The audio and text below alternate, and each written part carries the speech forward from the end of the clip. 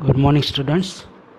आज हम class 10th में लेसन नंबर 12 एक नई शुरुआत के बारे में समझेंगे। इस लेसन के लेखक का नाम है जाकिर अली रजनीश। जाकिर अली रजनीश का जन्म हुआ था सन 1975 में। जाकिर अली रजनीश एक जाने माने सुप्रसिद्ध लेखक है जिनकी वैज्ञानिक विषय लेखन में सविशेष रुचि रही है, यानी कि जिनकी वैज्ञानिक विषय में उसका इंटरेस्ट ज़्यादा था साइंस में। उनके 4 वैज्ञानिक उपन्यास, 3 बाल उपन्यास, 18 बाल कहानी संग्रह सहित कुल 63 पुस्तकें प्रकाशित है। इनमें चमत्कार, सपनों का गांव, विज्ञान की कथाएं आदि मुख्य हैं।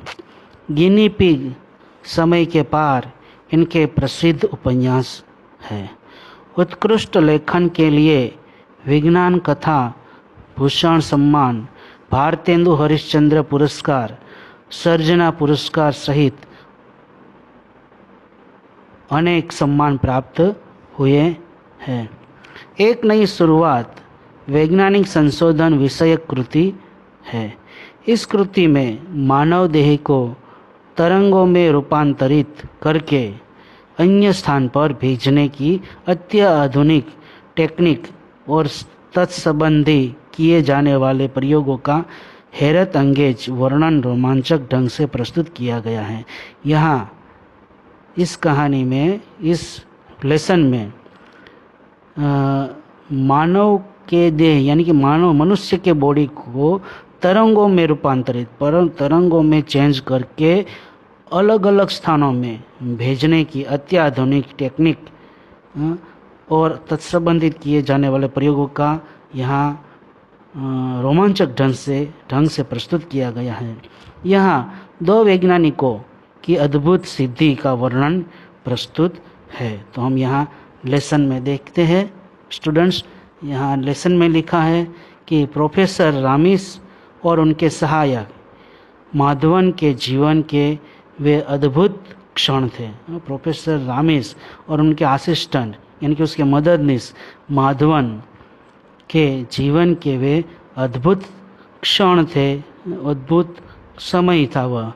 उनके जीवन में आज वह होने वाला था जो अद्भुत ही नहीं असंभव भी था। उनके जीवन में आज वह होने वाला था जो अद्भुत ही नहीं परंतु इम्पॉसिबल भी था। मानवता के इतिहास में आज पहली बार मानव प्रक्षेपण यंत्र का परीक्षण संपन्न होने जा रहा था। 2 अति शक्तिशाली कंप्यूटरों और द्रव्य विश्लेषण यंत्रों द्वारा निर्मित वह मानव प्रक्षेपण यंत्र 2 खंडों में विभक्त था। 2 अति शक्तिशाली कंप्यूटरों और द्रव्य विश्लेषण यंत्रों द्वारा निर्मित यानी कि एक जगह से दूसरी जगह पर कोई भी चीज़ को पहुंचाने का वह यंत्र, वह निर्मित वह मानव प्रक्षेपण यंत्र 2 खंडों में विभक्त था। 2 खंडों में था यानी कि अलग अलग जगह पर। यंत्र का एक भाग प्रोफेसर की प्रयोगशाला में तथा दूसरा भाग वहाँ से 500 मीटर दूर, 500 मीटर यानी कि आधा किलोमीटर दूर स्थित माधवन के घर में स्थापित किया गया था। एक यंत्र का भाग प्रोफेसर रामिस के घर में और दूसरा यंत्र का भाग माधवन के घर पे वहाँ रखा हुआ था। प्रोफेसर रामिस ने कंप्यूटर पर अंतिम कमांड देने के बाद गर्व से स्क्रीन की ओर देखा, कंप्यूटर की स्क्रीन की ओर देखा। उनका चेहरा एक विशेष प्रकार की आभा से दमक रहा था। उनका जो चेहरा था वो एक विशेष प्रकार की आभा से चमक रहा था, दमक रहा था, वो खुश था। कुछ ही पलों में कंप्यूटर ने प्रोसेस रेडी का सिग्नल दिया। कुछ ही समय में कंप्यूटर ने प्रोसेस रेडी का सिग्नल दिया। प्रोफेसर रामिस ने अपने सहयोगी माधवन को प्रोफेसर रामिस ने अपने असिस्टेंट माधवन को फ़ोन पर अलर्ट किया। प्रोफेसर रामिस ने अपने सहयोगी असिस्टेंट माधवन को फ़ोन पर अलर्ट किया, सावधान किया और धड़कते दिल के साथ कंप्यूटर चालित चैम्बर में प्रविष्ट हो गए और अगले ही क्षण मानव प्रक्षेपण यंत्र अपनी जटिल प्रक्रिया को संपादित करने में व्यस्त हो गया। और अगले ही क्षण, अगले ही समय मानव प्रक्षेपण यंत्र अपनी जटिल प्रक्रिया को संपादित करने में व्यस्त हो गया, बिजी हो गया।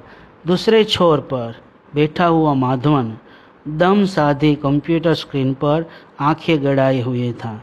कंप्यूटर स्क्रीन पर आंखें यानी कि देखता ही रहा था माधवन। प्रोफेसर का शरीर अपने मूल तत्वों में विभक्त होना प्रारंभ हो गया था। बस सब अब कुछ ही क्षणों की बात थी, लेकिन इस समय माधवन को एक एक क्षण एक एक साल के बराबर लग रहा था। थोड़े ही समय की बात थी, परंतु माधवन को एक एक समय, एक एक मिनट, एक एक सेकेंड, एक एक साल के बराबर लग रहा था। और इसी अंतराल के बीच सहसा उसके दिमाग में, अचानक उसके दिमाग में वह घटना कौंध गई। वह घटना सामने आ गई उसके दिमाग में जब वह प्रोफेसर रामिस से पहली बार मिला था। वह ऐसा ही एक गर्म दिन था जब वह प्रोफेसर रामिस के जिगरी दोस्त, वह ऐसा ही गर्म दिन था जब वह प्रोफेसर रामिस के जिगरी दोस्त, पक्के दोस्त आनंद मेहता का सिफारिश पत्र लेकर पहली बार उनकी लैब में पहुंचा। उस समय वे अपने कंप्यूटर पर झुके हुए थे। माधवन का परिचय जानने के बाद प्रोफेसर रामिस ने सहर्ष यानी कि आनंद के साथ उसे अपने साथ काम करने की अनुमति प्रदान कर दी। उसको अपने साथ काम करने की परमिशन दे दी। माधवन ने एक नज़र प्रोफेसर के कंप्यूटर पर डाली, पर जब उसे कुछ समझ में नहीं आया तो उसने कुछ पूछ ही लिया। सर, आनंद सर ने बताया था कि आप किसी विशेष प्रोजेक्ट पर काम कर रहे हैं। आप किसी विशेष प्रोजेक्ट पर काम कर रहे हैं, ऐसा आनंद सर ने बताया था। प्रोफेसर रामिस ने माधवन के चेहरे की ओर देखा, जैसे ही वे यकीन कर लेना चाहते हो कि माधवन से अपने प्रोजेक्ट की बातें शेयर की जा सकती है अथवा नहीं। ऐसा वह सोच रहे थे प्रोफेसर रामिस कि माधवन के साथ ये बात शेयर करनी है या नहीं। हालांकि माधवन के साथ आनंद की संस्तुति थी, आनंद की बात थी, लेकिन फिर भी उन्होंने माधवन की आंखों में झांककर उसे परख लेना उचित समझा। उसे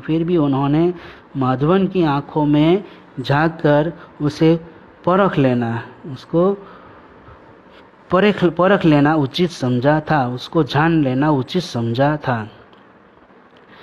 उन्होंने एक लंबी सांस ली और फिर अपने ड्रीम प्रोजेक्ट यानी सपनों का प्रोजेक्ट मानव प्रक्षेपण यंत्र के बारे में माधवन को बताने लगे प्रोफेसर रामिस की बातें सुनकर माधवन का मुंह आश्चर्य से खुला का खुला रह गया। प्रोफेसर रामिस की बात सुनकर माधवन का मुंह खुला रह गया आश्चर्य से।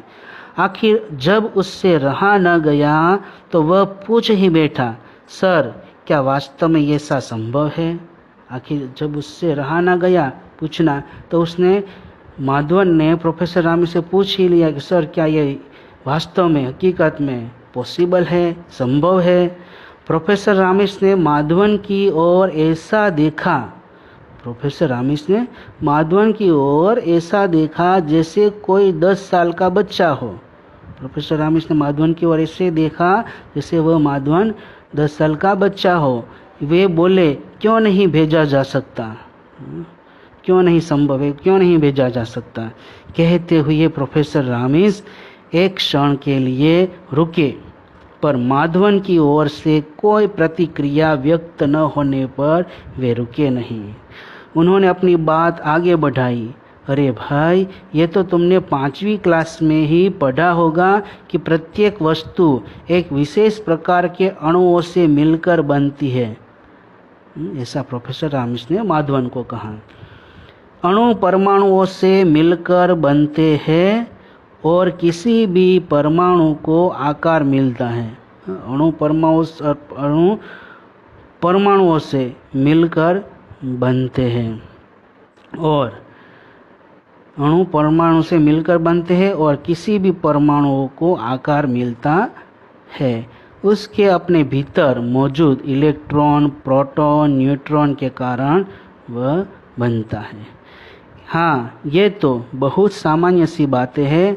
माधवन ने उनकी बात का समर्थन किया, यानी कि माधवन ने प्रोफेसर रामिश की बात को समझी। ठीक है स्टूडेंट्स, अब हम यहाँ तक रखते हैं। अगला पेज हम अगले दिन समझेंगे।